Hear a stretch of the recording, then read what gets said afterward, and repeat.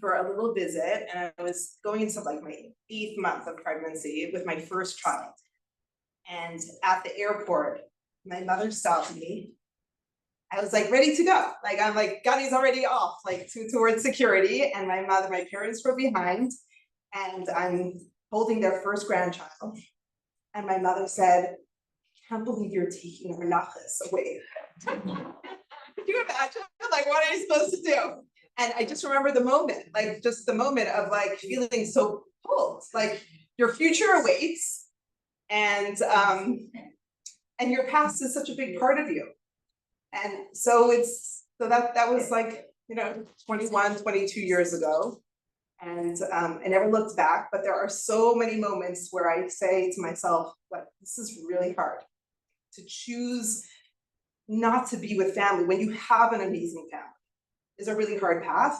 And if I ever complain, like never complain to your mother because she'll always hold it against you, right? But I so many times I called her crying, like this is too hard. And my mother will say things like, you've chosen this. And the truth is I have, and I wouldn't change it for anyone. But it's hard like during these pivotal moments, during holidays, during simchas. I've missed every simcha of our family by choosing to live far away. And when we were living in Portland, Oregon for 7 years, it would have taken faster to fly to Israel than to fly to Toronto because of like, you couldn't fly direct. And it was just hard. It wasn't like we were close. I couldn't see my parents more than like once a year. So that's sometimes like choices are hard, but hopefully they're laced with meaning. So I'm going to start today's lesson with something that I learned this week. I went to an incredible talk by Suzanne Munchin. Do you guys know that name? So she's a Jewish woman who is a professor at Kellogg University. I think she's really up there. I don't know exactly what she has many titles, and she's a clinical professor. Yeah, she's a clinical professor, and so incredible. Are you like? I mean, you could probably share more. I only heard her for an hour. Yeah, no, I knew her. But I was just so blown away. She gave a talk to Jewish women entrepreneurs. I never would have come, but Heather Rossi got me a ticket and said, come with me. And I'm like, okay, just anything to get me out of this crazy house right now, because it's a little crazy right now. So I went on Sunday night. I'm just gonna share like a few things. She almost like relit a fire inside of me that I was kind of like, sometimes like, the embers kind of die down. So it just like sparked some things, and it's a good time of year to like ask yourself these questions, and maybe as we move through the next chapter in the Jewish calendar, we'll kind of revisit, like taking a deeper dive and looking at ourselves and kind of getting back on our feet before the high holidays. So I'm just going to share just some notes that I took, some questions that she asked, and just some thoughts. And it's just I'm just giving you a little taste of it, and then we'll go into our main topic of Pirkei Avot. Okay, so what is the number one answer, or what is the number one question when you meet someone in the street or at a social function or at synagogue? Like, what is like, okay, there's two number one questions that she spoke about. How are you? What's new? And so what's new? How are you? Okay, and there's one other question. If you're meeting someone for the first time in a social situation, what do you do? What do you know? Okay. And she basically said that she hates those questions because people don't really, they're so pointless. First of all, the how are you? Like, do people really care? Right? Like she said it straight out. And what kind of an answer are you supposed to give? Like, so there's a Jewish expression, it's called al regel achat, on one foot. Like, what are you supposed to say on one foot? What are you supposed to say? It brings back a memory for me that I have to share because it's the funniest thing. We used to walk into the Gap like years ago. I'd go with my dad and he'd be like, how are you? And he'd be like, how am I? Do you really want to know? Like, I mean, what's your response? How much time do you have? Right. So is there an answer? It's almost like you're asking the question and there's supposed to be the correct answer, which is meaningless. it's literally a meaningless question, but it is the question that we always ask. We almost need to retrain ourselves to think more strategically. She's trying to get us, like there was a room of 100 women, to think like how we could get the conversations we want to have. And I kept coming back to what I do and what we do over here at the Heim Center, that it's not, we're not about pettiness. We don't have time for small talk. We want meaning. I mean, last night I had 30 women that, we had a lovely group of women that were going to Israel. But like, to be honest, Dawn, my favorite part of the night was the 2 minutes that we had at the end together when like it was eye to eye, face to face, like heart to heart, and tears, because what you're going through and what I'm going through, and just like being there for another person, like let's cut through all the BS. Like, let's just get to like what's important, what matters, what makes us who we are. I find that to be invigorating. I went home on a high because I had a personal, deep connection with another human being. I don't think there's anything else that's more valuable or more meaningful in the entire human experience. So the question, how are you? Right? The answer usually is fine, which I was kind of thinking to myself, but I didn't want to interrupt because I was trying to be well behaved. But the acronym for fine in my head is feelings inside not expressed. Like, it means nothing. Like, there's so much going on. Don't ask me how I am. In fact, a friend of mine, Tony Jaffe, very dear friend, who lost her child to an overdose, I remember going through the months afterwards, and every day I would check in. And the question you ask is, how are you, right? You want to know, you want to say the right thing, you want to do the right thing. But she actually, thank God she gave me the words. She said, don't ask me how am I, because I'm not okay. She said, she gave me the words, how is your grief today? It was so pointed. It was so, because she could tell me on a scale from 1 to 10, she could tell me how she's doing, whatever it is. It just makes it a little bit more real. Like, I know you're grieving. How is your grief today? How could, or a little bit more pointed, what can I do for you today? So I want to actually take this a little deeper to my experience 2 weeks ago when I was with my sister. So Evelyn, thank you. When I walked in, Evelyn said, could we make a prayer for your sister? So just for the newcomers, we've been through a lot in the last couple of weeks with my family. And at the end of last week's class, Evelyn said, could we make a prayer for your brother-in-law? I was so touched by that.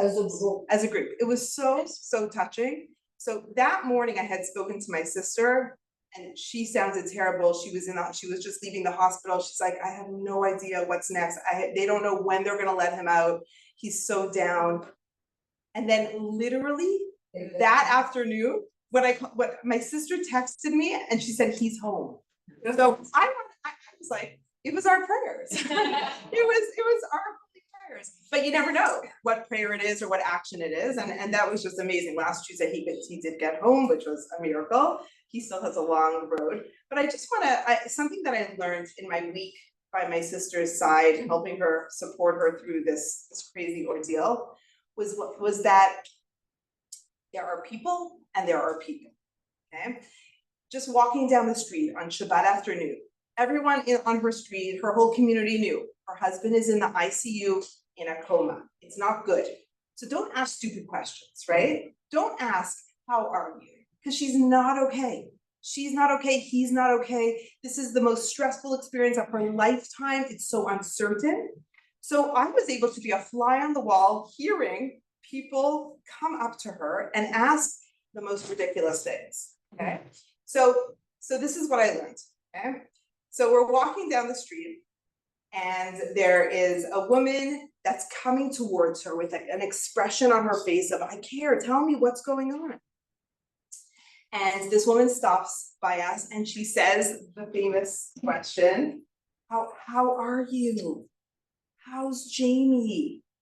What's my sister supposed to say?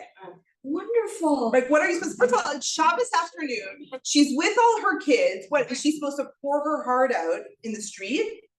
So the woman who was walking with us, who had herself gone through a very difficult, life-altering health experience, had experience with this. so we actually, my sister and I were like, we didn't even get the word out. We didn't know what to say or how to respond to this very well-meaning person. But what the lady next to us did was, good Shabbos. And that was it. Good Shabbos. We should just have good news. And we walked on. Okay? And what I saw is that you don't have to ask any questions. In fact, the people that my sister appreciated the most were the people that needed nothing in return. We think that when we say, how are you? We think it's such a nice thing. I really care, right? I mean, first of all, I have to retrain myself after this experience because I am the person that will say, tell me, how is he, right? But the people that my sister really appreciated the most during this very challenging time were the people that wanted nothing in return, that didn't even ask. Literally, people would come into her house, put groceries in the fridge, and walk out the door. They didn't say, what can I get you from the store? Because she doesn't know, she's overwhelmed.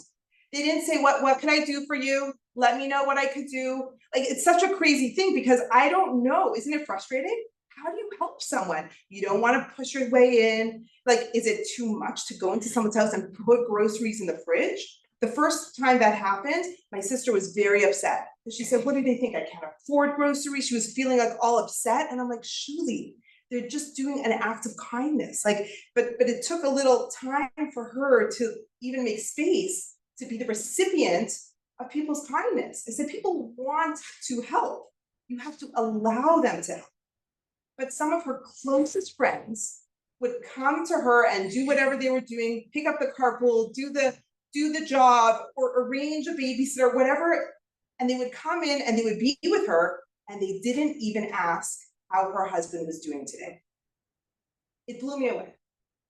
I heard my sister say many times throughout the week, it's just such a pleasure to be around that person because they don't want anything. How could you want something from a woman who is going through such a hard time? So it's just a little bit of retraining, and it was, for me, the biggest lesson. So, but bringing it back to today, because that was 2 weeks ago, and that was in a very difficult situation. I just want to bring it to today. There's an outpouring of support. I'm getting messages. People are coming up to me. What can I do for your son's bar mitzvah? And in a good way, the flip, I'm overwhelmed. There's so many things going on that I'm just like, I don't know. I'm not sure what to do first. So how, and maybe someone has an idea of how to help and offer support with it in the best way possible. I don't know. I'm just putting it out there. I'm so overwhelmed in a good way, but maybe we could learn from the hard experience. I don't know. What is it?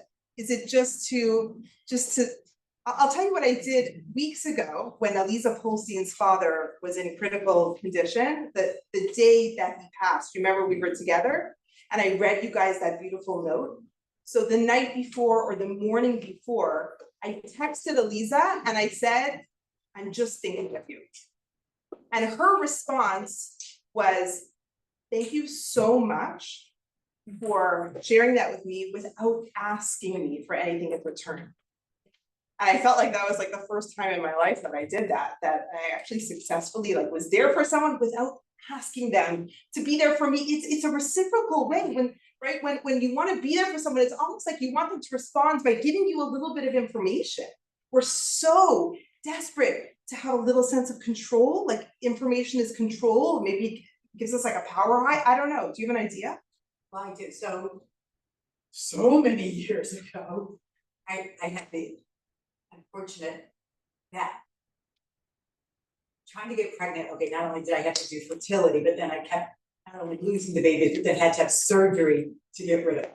So it was like the nonstop nightmare.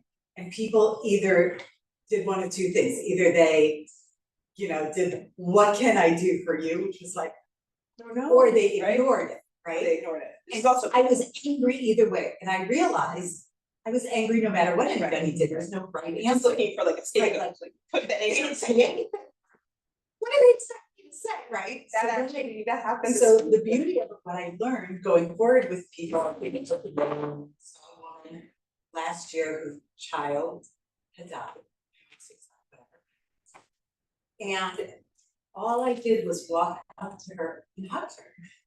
Because there are no words. You just need to be there for somebody, and I let her take the lead.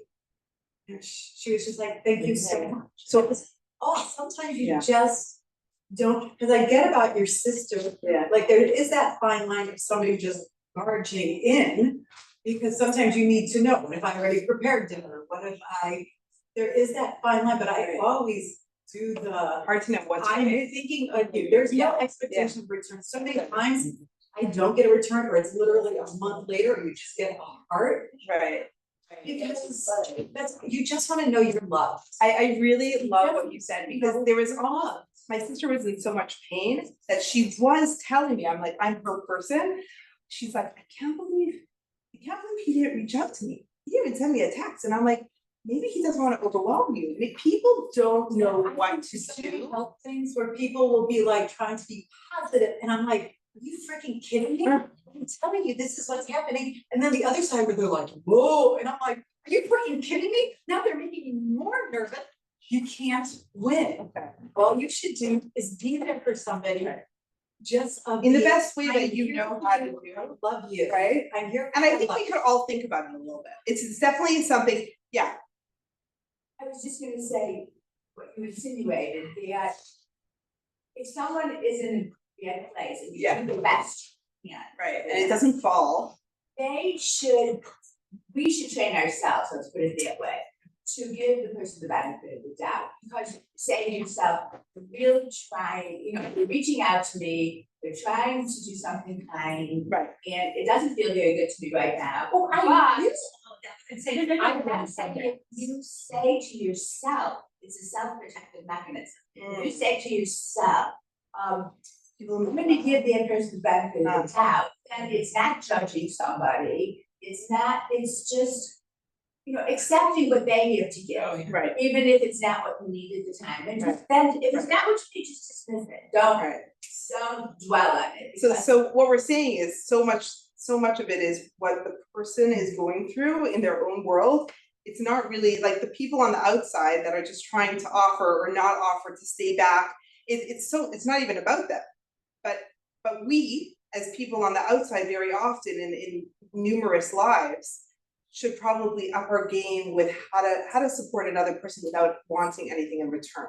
And that's something that I actually have no idea. Like for me, my like love language is to show up, to help, to ask. What can I do? Like it blew me away that that's not the best thing to do, because that's how I grew up.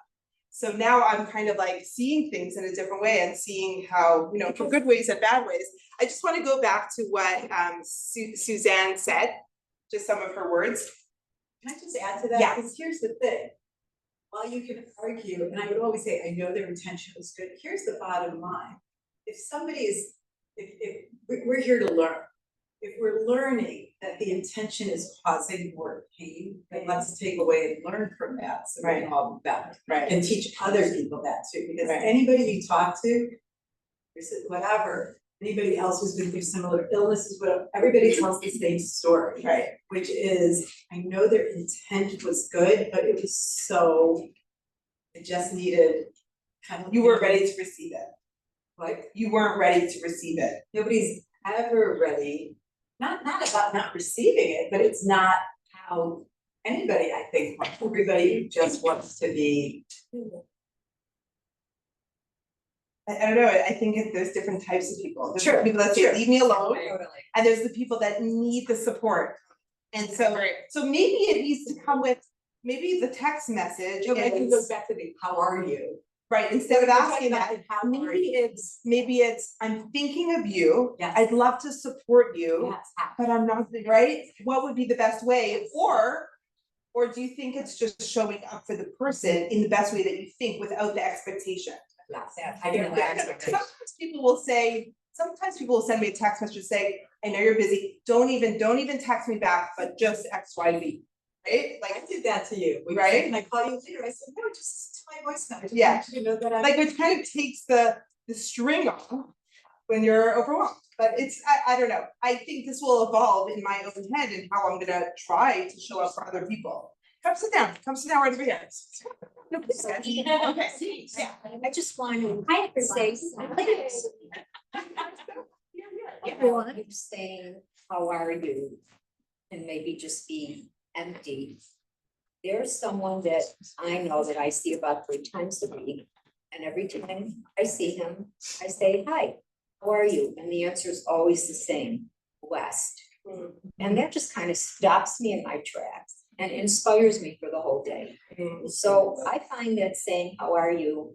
I never know what kind of. Need to know your audience. Yes. That can elevate But you. in a way, your how are you? I mean, okay, knowing you, it's full of meaning and you really care. His bless is also, in a way, it's like lip service. It's like, it's not saying how he really is or what he says, like, that's his answer. That's your Without going. question, and that's his answer. It doesn't go, it's almost like, I remember Adrienne Gould, she shared such a funny story. She said, when she was becoming from, she's like in the supermarket in Toronto, and she's like in line, and she's kind of like trying to like get the lingo of being like a pro woman, and she's like, you know, 3 people behind the cashier, and she's hearing our conversation. How are you? Baruch Hashem. How are you? How's your mother? Baruch Hashem. Everyone is Baruch Hashem. She's like, they said nothing. It's just lip service. I was like, no, it's basically the Baruch Hashem, thank God, masks anything that you're really going through. Because are you really gonna unload what's going on in your life at the counter of the fish store, you know, like at the butcher or whatever, right? It's almost like a respectful, like, how are you? Blessed. It's almost like a code. I just think we as evolved human beings need to know that there's something deeper. There's something deeper. I'm not saying it shouldn't be our go-to, how are you? But I'm trying to figure out how I could cut through the surface level to get to the heart of who that person is, where they're at, what they need, what they're going through, without it being so surface level. We don't have time for surface level. We're people that want to connect on a deeper level. So that's a way to like just break the silence. how, like, No, I'm saying that is just a way to. yeah, exactly. And when you call someone on the phone, hi, and you have to have something to break the silence. Right, it's almost like the awkwardness of you're calling me, like, you know, like people call each other nowadays. Like I even go through that with the text, right? Right. Turns out my master's son. What do you have to tell me? He hates it. How are you? Right? Hates it. Yeah. And he doesn't do small talk and he doesn't like to talk about the weather. And so I'm with he him. doesn't like to talk about his job. Like, so like I call him and I'm like, hi. And he'll go, hi. And I'm like I don't hard. like, It's hard can't to, say, right? it's hard to have a kid like that. So doesn't- it's almost like I Have your questions prepared. don't know. So I want to take it back to her idea over here. So this brilliant mind, Suzanne, I would love to study more under her. I'd love to hear more of her teachings. But she was asking us, and just from a business point of view, when you're going into a conversation, what do you want to get out of it? Like, think about that next time you go to see this man. What do you want to get out of it? Where do you want to go with it? What do you care about? Okay, maybe that's not the right thing in your conversation because you want to care about him. But when you're meeting someone for the first time, you want to be able to talk about what you're passionate about, right? Because you could talk about what you're passionate about all day long and you won't get sick of it. You don't want to talk about the weather if you're not interested in the weather. Like, whenever my kids are like, Mommy, can we use your phone to check the weather? Like when we're on our way to school, they want to know what the forecast is. They don't have smartphones, right? So I'm like, just look outside. There's the weather for you. The newest app, it's right here, open your eyes. So, you know, if it doesn't talk to you, like you're not gonna engage in that way. So what she's saying from a business point of view, from a strategic point of view, is know where you wanna get to. Have your point, she called it a pointy point. Like, just know exactly what you want out of the conversation, and that will help us in crafting the right questions. It was just mind-blowing to me. How can you, okay, and then here's some more questions, right? If you want to know where you want to get to, she says, ask yourself, what do I care about? how can I contribute to what I care about? And what do I need to do to bring me to the point that I can contribute? So I think we could probably plug that business model into every relationship, because I think we want to contribute to the person in front of us. So we have to kind of ask ourselves like what it is that we want to contribute and how I can make a contribution. And I think it takes a little work. She calls it designing your conversation, using your POV, your point of view, right? Your fire, your passion, what excites you, use that in trying to design a conversation. And that's the conversation that you're gonna have. You're gonna have those more meaningful conversations. That was just a little bit, I learned that on Sunday at this fantastic talk, and now we're gonna just, I hope that was interesting. Did she It's say just what thought-provoking. Like if you're at the So- camp, you're not gonna. So actually, she did have some graphs and some charts. She had like there's different relationships. It depends what conversation you're in.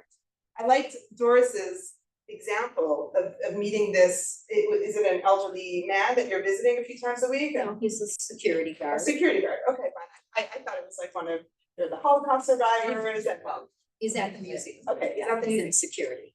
So, I mean, I liked your example, and I was envisioning it to be like, you know, one of the people that you visit, but, because that is so completely different from going into a conversation where you have an agenda. Doris, her only agenda is to be there for another human being, but sometimes, and I think more in the business-minded sense, when you go into a conversation, you might want to get something out of it. So I think it's like there's two completely different parts of sides of the spectrum. Completely being there for another person, you might not have any needs other than to be there for the person. It might be just to smile at the person, and that you've achieved, you checked off your box 3 times a week. He felt that he was seen, he felt, you know, cared for, loved, whatever it is, and that's it. Versus the other side of the spectrum is I want to get something out of this conversation. And that's also okay. It's also okay. We just have such limited time in this world that if we have hard conversations that need to be had, we need to get to our goals, we need to achieve. I mean, I'll look at Adrian Lawrence over here when it was the campaign in May. I think of you and your husband. Like, did you talk about anything other than the L'Chaim Center to anyone you saw on the streets? Like the campaign, I mean, the emails they were sending out, because you believe in this place and you were wearing it on your sleeve. And that's also like, is that a bad thing? No, people want to support passion. And when you share that passion, I mean, she clearly had an agenda. She was asking her friends and family to make financial commitments to a nonprofit organization. Like some people stay far away from that. But there's something very lovely in this and in that.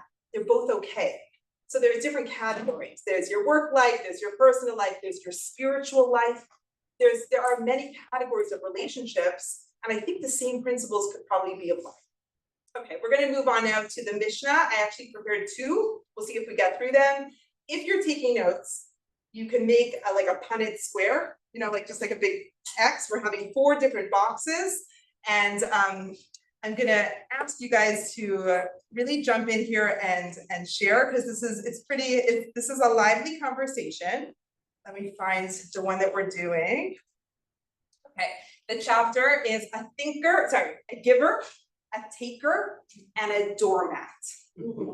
Okay, so I'm gonna read it in Hebrew for those that, does anyone here speak Hebrew? Understand if I would make lots of mistakes? Okay, here it is. Arba midot ba'adam. There are 4 character types in a person.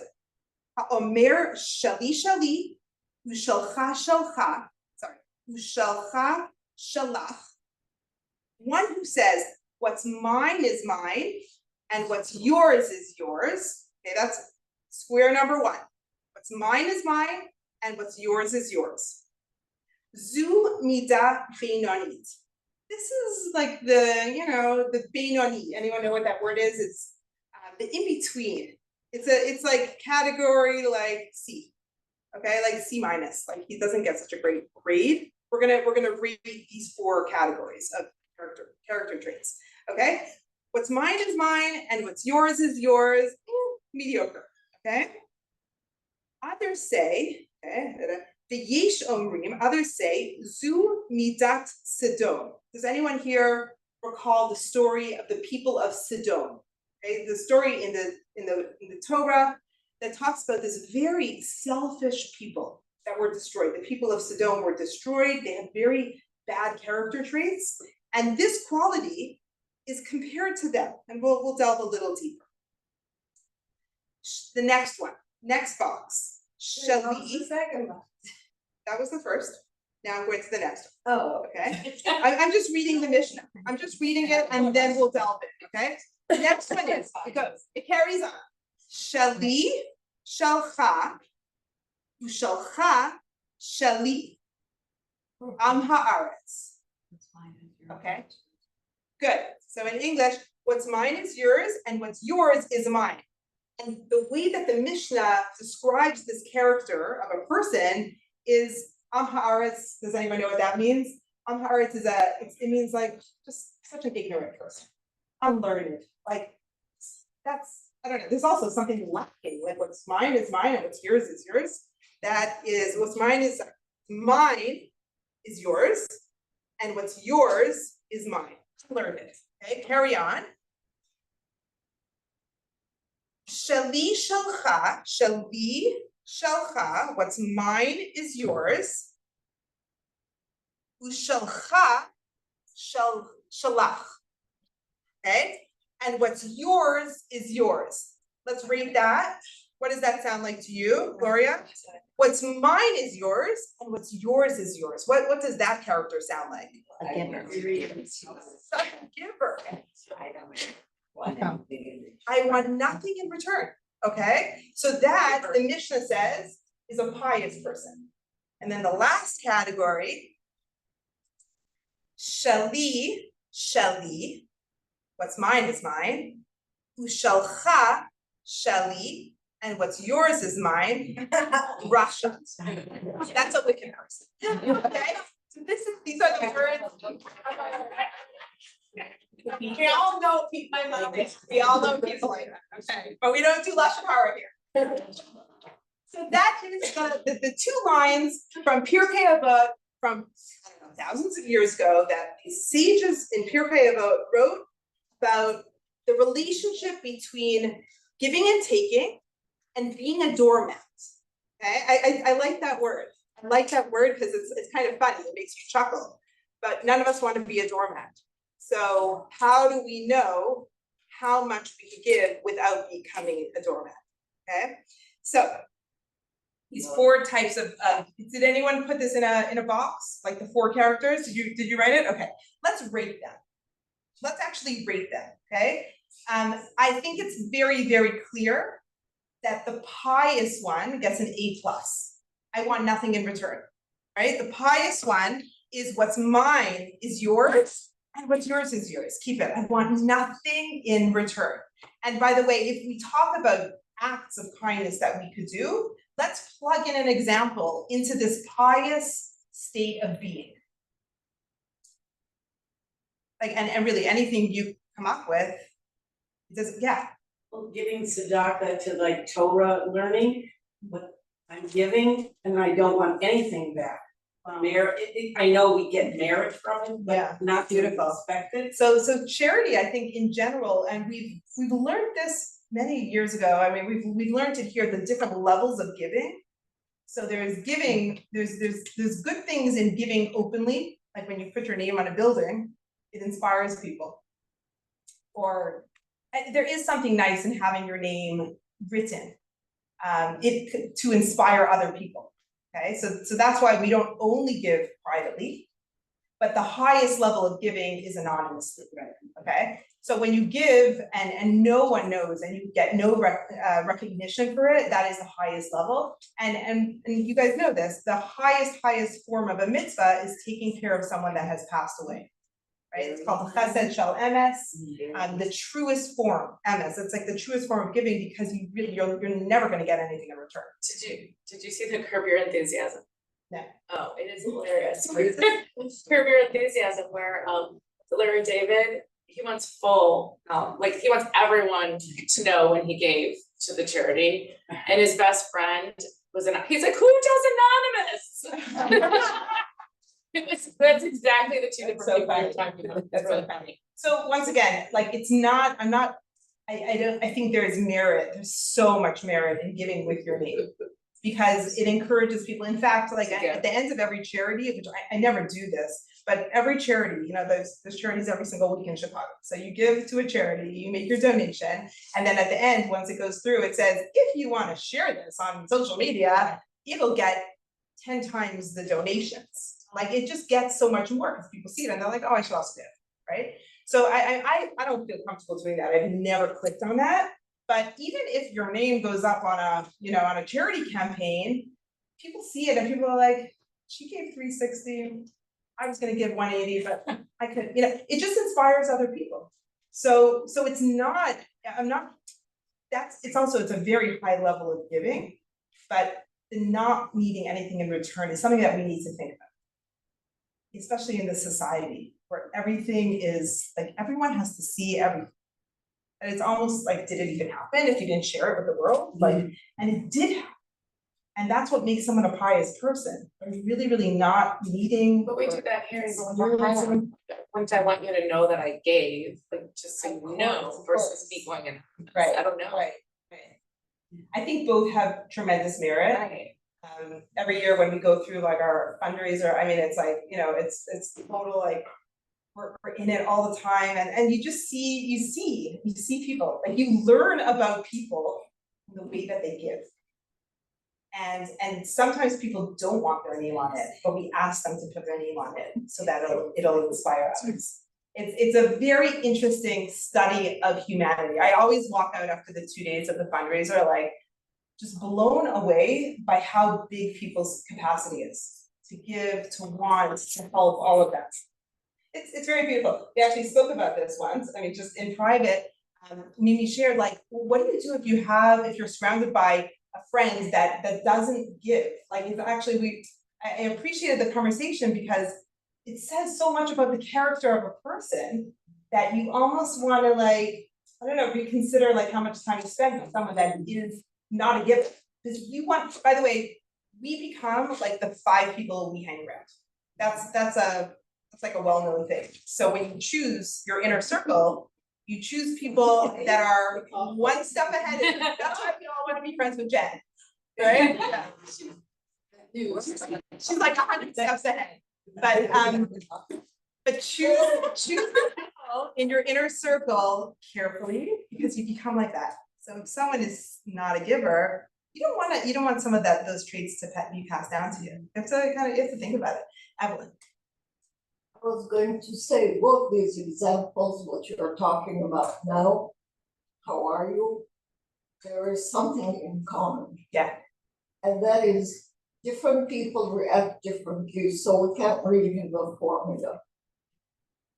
My great belief is the person who, let's say you are saying, how are you? If he can or she can feel right away there is sincerity, you'll be surprised what internal information they will immediately share with you. And I feel this is a gift for both. Yeah. You know, what you're saying is so true because if you don't know the person or you don't have a trusting relationship, how are you might fall flat. But the more the person could trust you, and there's asking, how are you when you're barely looking at them, or there's really just being there, people will sense that, right? It's holding someone's hand, it's looking into their eyes, it's like, it's your tone of voice. It shows a lot of how much you really are, how much you really mean your question versus just, you know, what's the word, verbatim, like just saying it by lip service. So I love that. That is so true. Okay, let's go back to the Mishnah. So So over here, Rabbi Dessler, a Musar giant, he says there are two types of people in the world, givers and takers, okay?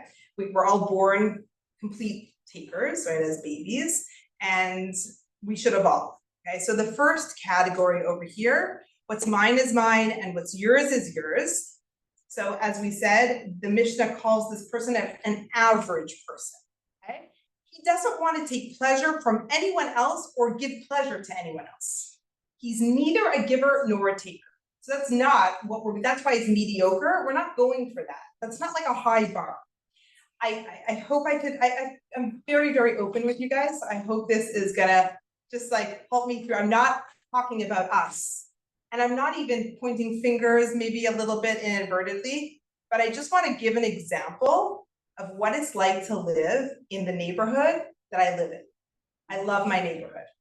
The people, I was having this conversation last night with my friend Amy Rose. She grew up in Northbrook or in the suburbs. She now lives in West Rogers. You guys know Amy Rose? She'll be here on Thursday night. You know Amy and Rich. They're such lovely people. And I said to her, she was telling, because I saw her at this event on Sunday night, and she said she went to camp with the speaker, right? With Suzanne, this like famous professor now. And she said she was one of the nicest girls in the camp. And she said, I never would have chosen her.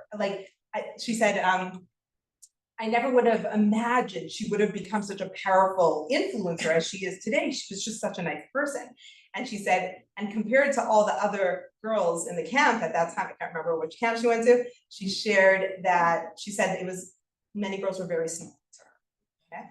So we started having a conversation. I said, I can't imagine you growing up on the North Shore. Like if you know Amy, she's like so sweet. And we were talking about how North Shore,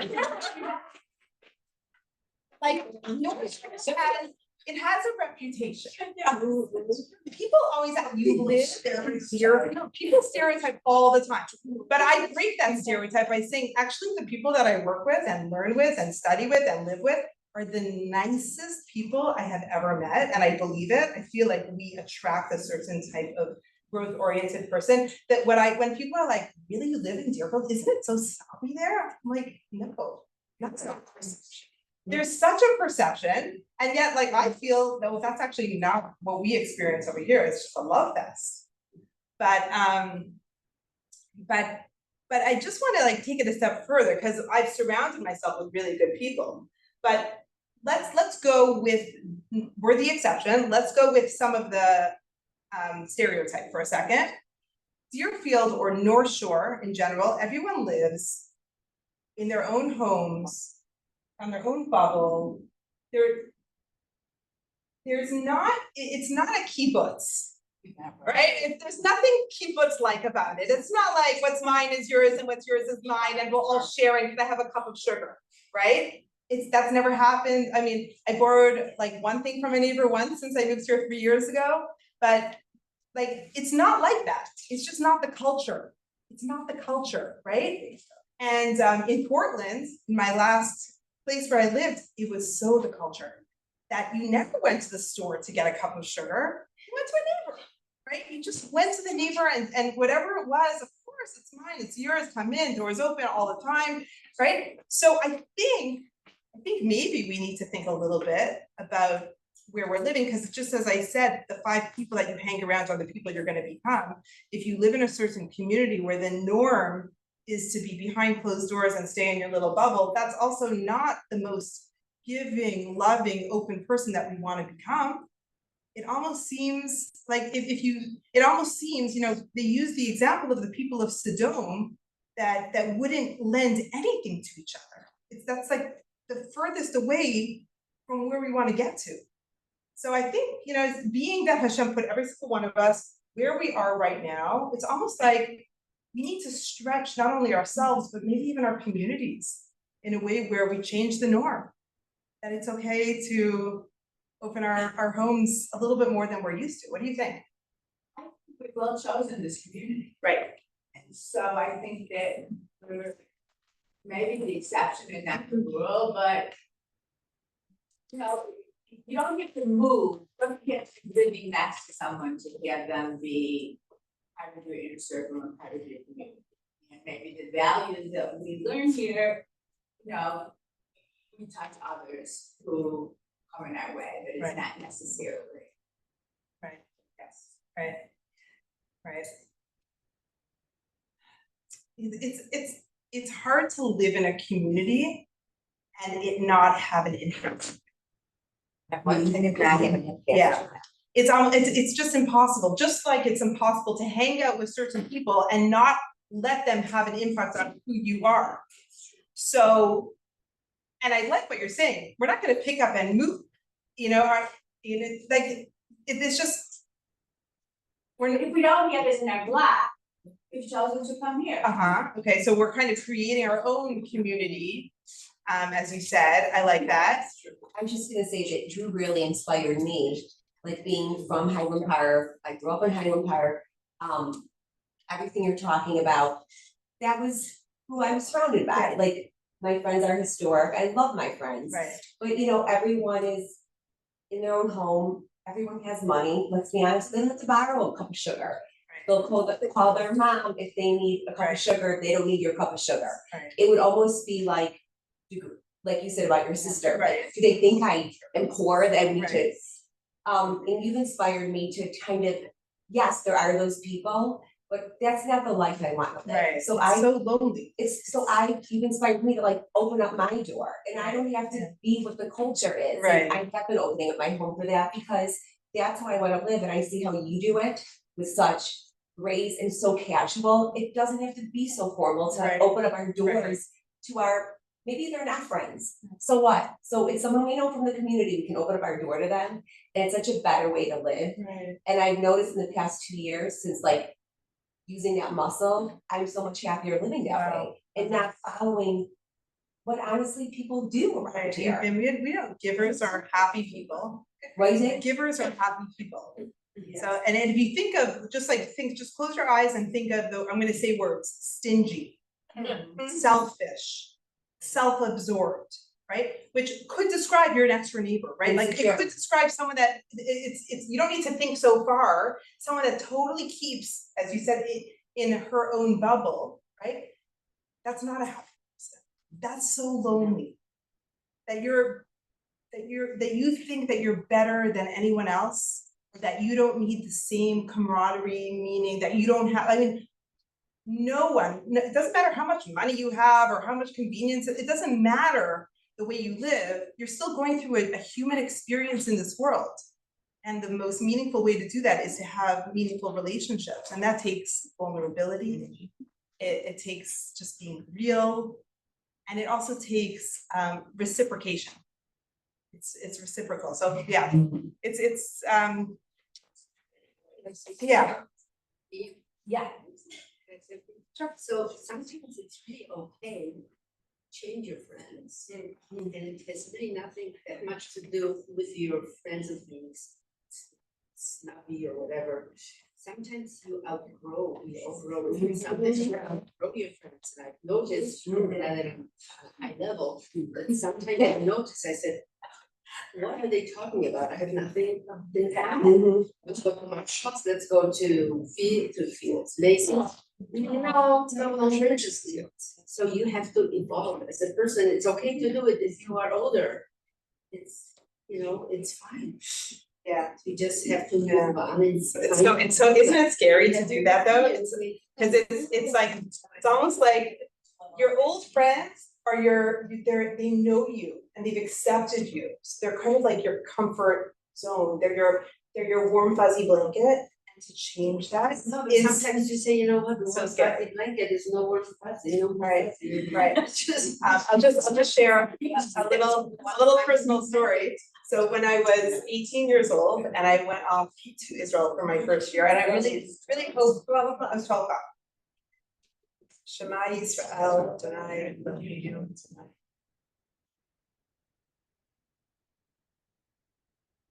Okay, so just a little story about changing your friends, okay? So I went off to Israel at 18 and I had this whole chevra from high school and we were bad news, like if you can imagine that. Like we were like into all the bad things and skipping school and hanging out at the beach all day. I mean, yeah, those were the days.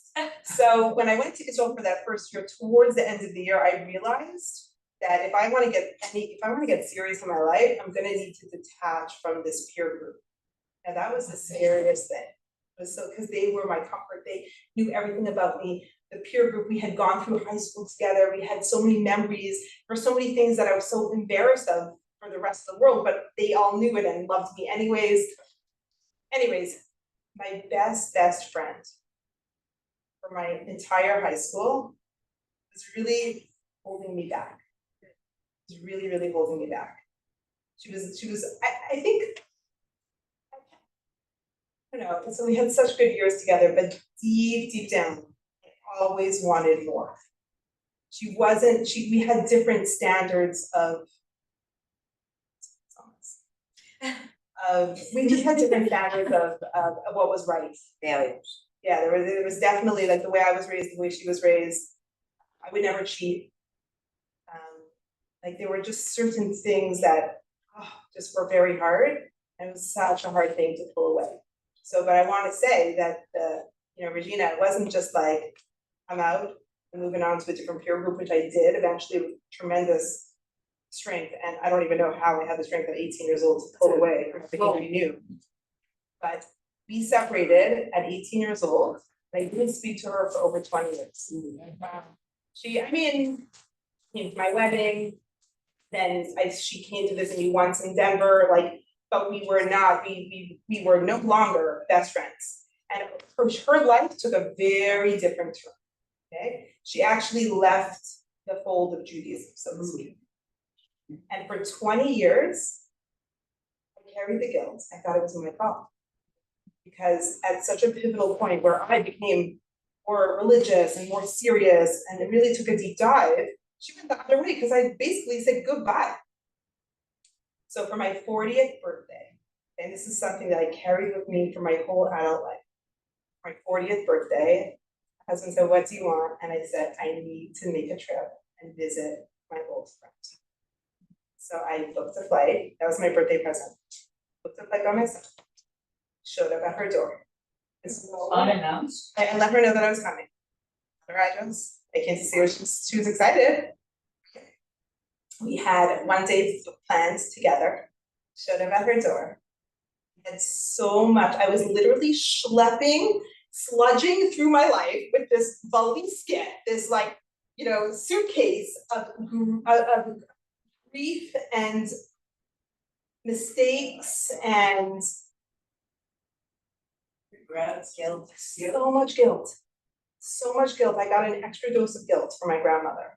So much guilt, regrets, all the stuff. I should have, I could have, I could have been, why couldn't I be strong enough to be strong and still be friends with her? And what could I have done for her? And I show up at her door. I said, I need to talk to you. Came here to have a really hard conversation. I need to apologize.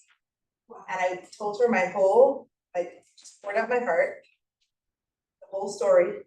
You know what she said? You weren't for me. She said, "I don't know what you're talking about." I don't know, I'm so anti-climatical, like I was just like, seriously? Like I could have got a piece of jewelry for myself. But what Regina is saying about leaving friendships, although it's probably the hardest thing you'll ever do in your life, it's probably the most powerful thing you'll ever do because it's so hard.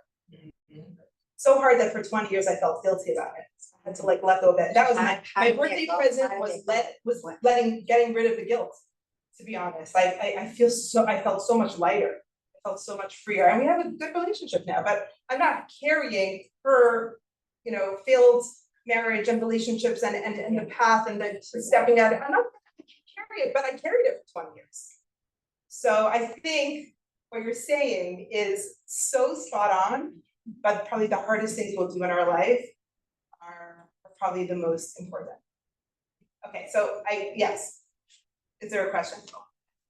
But I did want to take a little turn.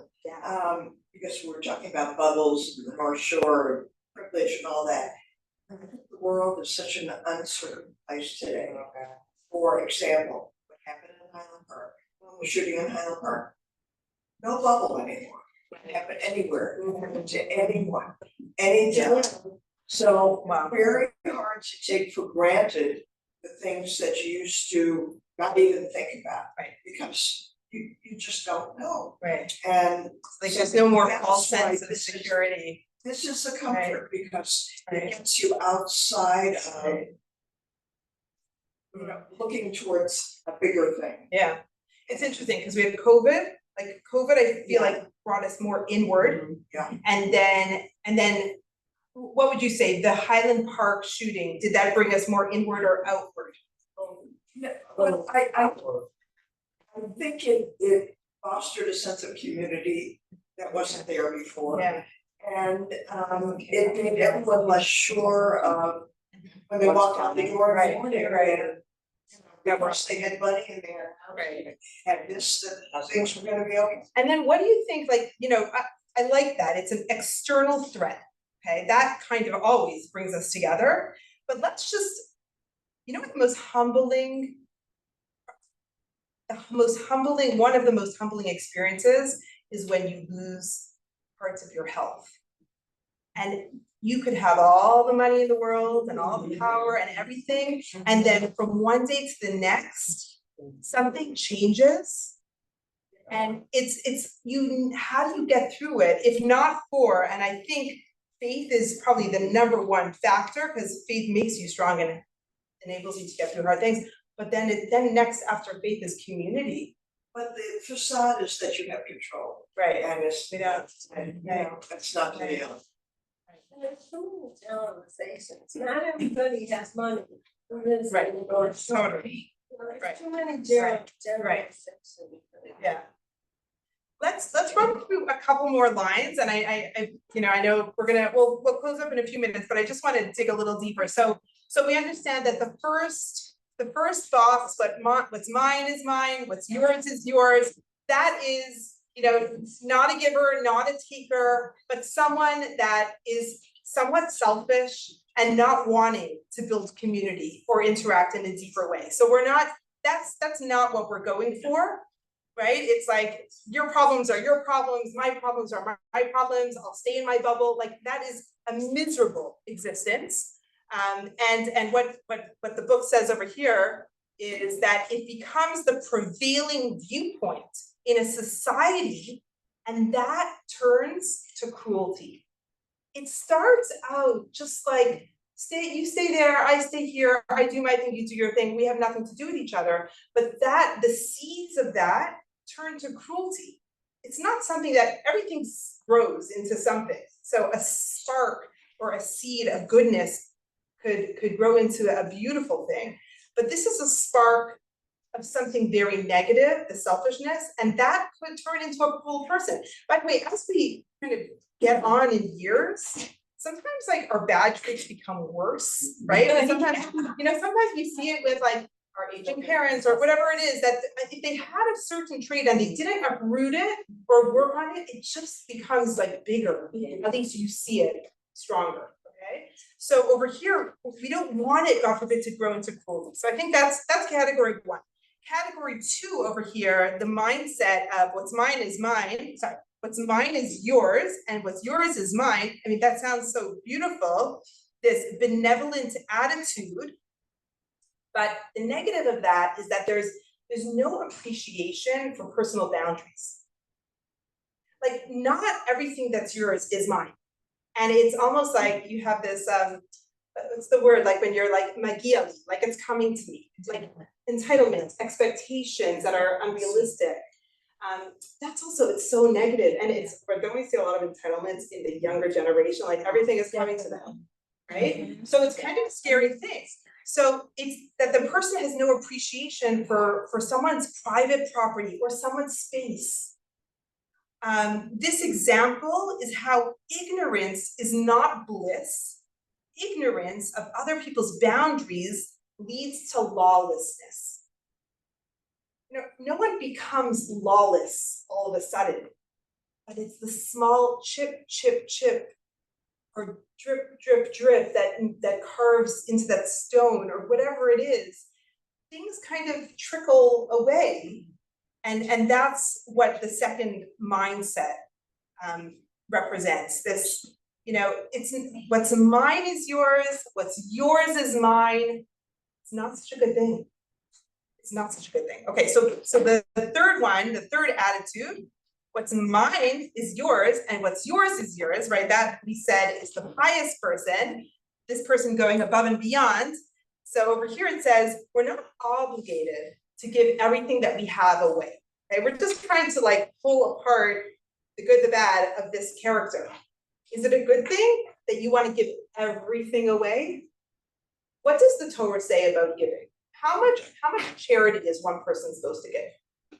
10%. Okay. How much is too much? No. So that's wrong. But I'm so happy you said it. She said never. It's never too much.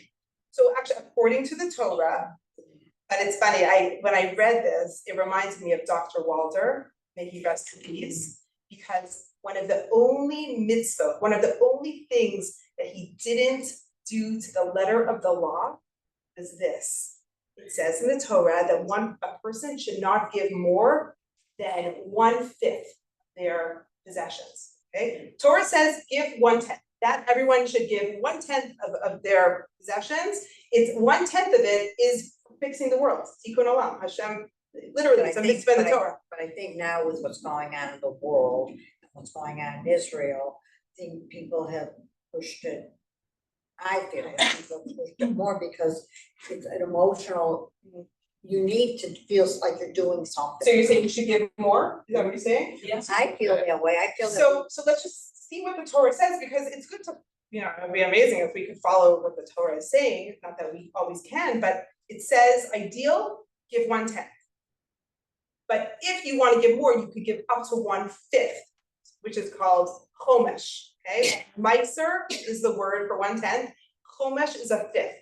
And just to give, like Dr. Walter gave more than 1/5 of his income and to charities, right? I don't know if you guys are aware, but he's given over $100 million to the Jewish community of Chicago. Yeah, in his lifetime.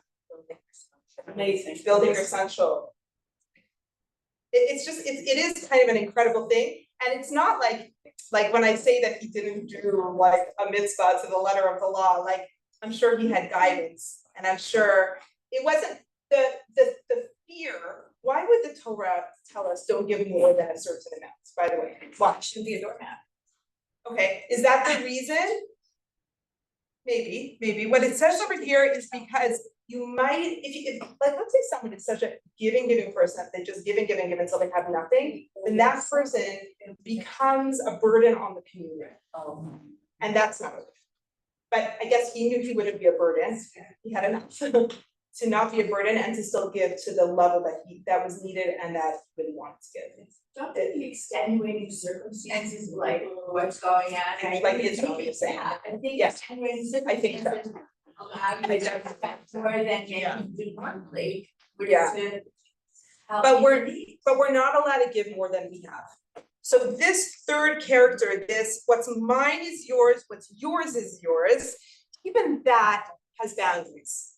Okay, that's what I just want to bring up. And then the fourth one, the what's mine is mine and what's yours is mine, as we said, it's a wicked person. The ideal mindset of a person should develop to give and not expect anything in return. And just the last line in this chapter is precious is the person who gives and doesn't expect anything in return. So I guess we'll end over here. A lot of food for thought, a lot of, tying it into the first conversation of just even asking someone how they're doing and not wanting anything in return. I think that might be our takeaway. Just how to give support, how to give help in the way that it would land properly, will be well received, will be appreciated. And I think all of us could just think about that the next time we open our mouth to do what we always do, which is to love and to give and to, we do this so well, but I think we could probably all take it up a notch to really see the person in front of us and to ask the questions of where am I going with this? What do I What want? can we do for you, Laura? How are you? Thank you. I think we're under control, but what you could do is you could all come Thursday night at 7:30 and be a part of our celebration. It's really, 3 years ago when we moved here, we arrived in the summer, we made our first bat mitzvah in October. And I really didn't know anyone so well, and my parents didn't come because of COVID, and no one came. And yeah, I was crying like in my bed because I was like, we just left a beautiful community. We had 2 simchas, with 3 simchas actually in Portland. Miriam's bat mitzvah, Shimshi's bar mitzvah was like the whole community at the JCC, like hundreds of people, and we were like, we gave everything to the community, and it was part of who we are, and then we left it. And I almost feel like when I went on Sunday night to hear this speaker, something sparked in me, because it took me a long time to recover from the move and from everything. And I feel like some of the questions that she asked, it's like almost like I've never asked myself some of these questions in the 3 years that I've been here. So maybe after this bar mitzvah, you will be getting a better, revised, upgraded version of Eve Levy, because I actually feel that maybe it took me 3 years to recover from the move and from resettling in a new community. And I finally feel like this is my community and I'm on my feet, but I didn't necessarily, I think I faked it till I made it, I just was like, yay, rah, rah, we're here. But I actually think it takes like 2-3 years to finally arrive in a new place and feel settled. So I'm excited to kind of like be settled and to take things to the next level. And please God, it should be a good year ahead of growth and learning and opportunities, and just very excited to be here, excited to have a simcha with people that we really feel are dear to us at this point. So we'll see you guys on Thursday, and then on Shabbat we're having, so I'll tell you for those that want to hear, so Shabbat, so we're having our services in the main room. That's why it's all empty. We cleaned the carpets, tomorrow we're draping the walls, and we were really gonna try to spiff it up a little bit. And so Thursday night is just a dessert bar, but tons of food, a carving station, like really nice, good food. So if you could come hungry for dinner, and there's gonna be plenty of food, but it's not a sit down, okay? Just a lovely get together for Shua and for some of the people from West Rogers that can't be here on Shabbos, like Shua's teachers, some rabbis from the community, stuff like that. What's the attire? Yeah, so maybe for that event, because yeah, like try to. You don't want my No, not your halter top. Also it's like I'm more comfortable. Shua, if you know my son Shua, he's like very. And be covered. Yeah. Totally covered. Yeah. Oh, God. The other straight out. It's like, like when you're going to Shabbat in Jerusalem, type of thing. Like just for respect of all the people that are coming, they've never been to the L'chaim Center. So it's actually a big deal for us to welcome so many people that have not. 9:30. It's just drinks and food, and we made a little funny video for him. We'll see. I mean, it'll just be chill. I don't think you'll get to meet Thursday night. You'll get to meet my very lovely sister-in-law. Gadi has 1 sister. There's 5 boys, 1 girl. Nama, she's coming into Israel. They're all on the flight right now. And so you'll get to meet Nama, who's really special to me, and my in-laws and my brother-in-laws. Not much about your in-laws. Yeah, really? I never talked about that. Okay, I don't know if I said anything I like that. She's like, I'm sorry. But no, they're wonderful, wonderful. South African, Moroccan, Tunisian, different. You're gonna be getting the whole, when you see Gadi with his brothers, you're gonna be like, whoa, that's a lot.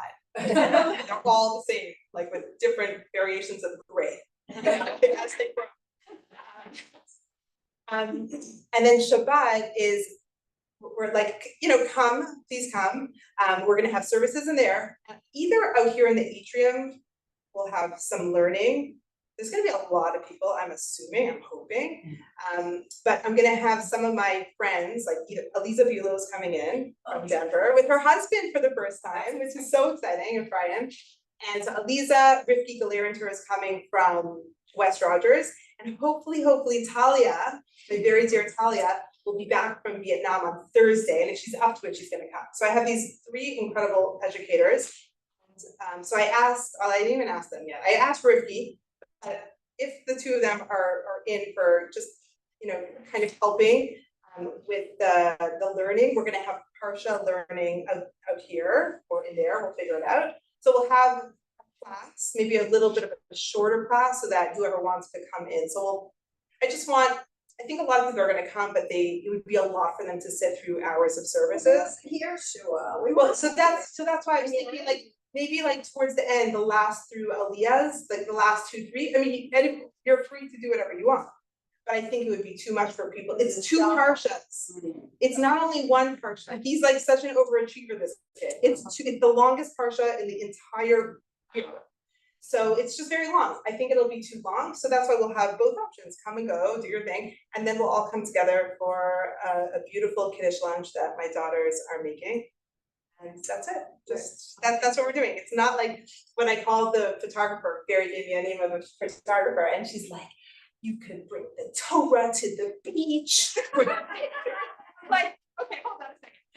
This is not a typical, like, this is not like, we're not like the typical North Shore. She's like, oh, I get your type, it's fine. Right, I'm like, we're not opening the tour on the beach, like, no, my son will not go for that. So so this is not like, I don't know, the truth is, I've never really been to an over the top North Shore mitzvah, but I hear about that. So this is not that, this is meaning, this is a kid that has been working towards this day for a year. He is home right now, reading the Parsha for the thousandth times. And he has been trying on his little black hat in the mirror and tilting it the right way. And he has, I mean, you guys, whoever knows Shua knows, he's like 12 going on 50. Yeah. And he's an old soul that just like aspires to greatness and holiness. And I loved what Gail Bick shared last night, that a couple of days ago, Gadi said to Gail's husband, come, let's go do mincha. So Paul goes into the office with Gadi, and Paul looks around, he's like, it's just us? It's like, not a minion, like, it's just like me and you. And Shua says, and Hashem. I love that. Darling. Of course.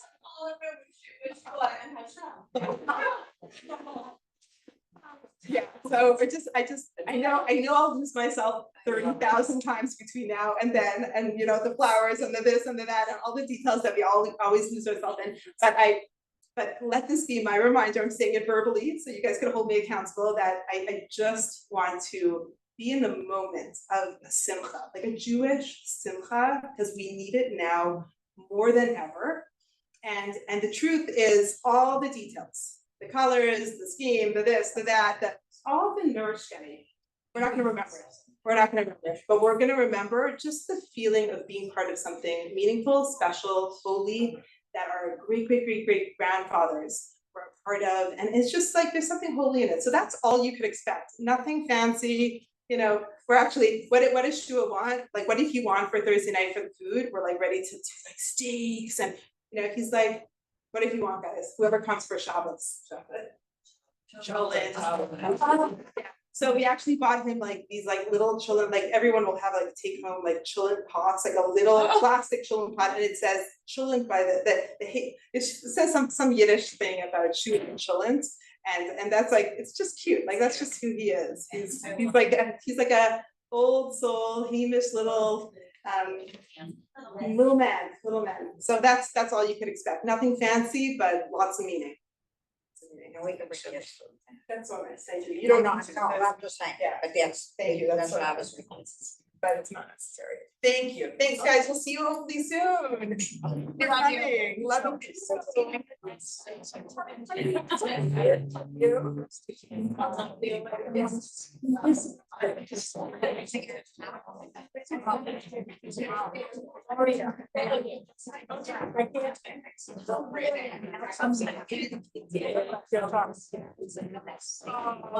Let's say. Thank you.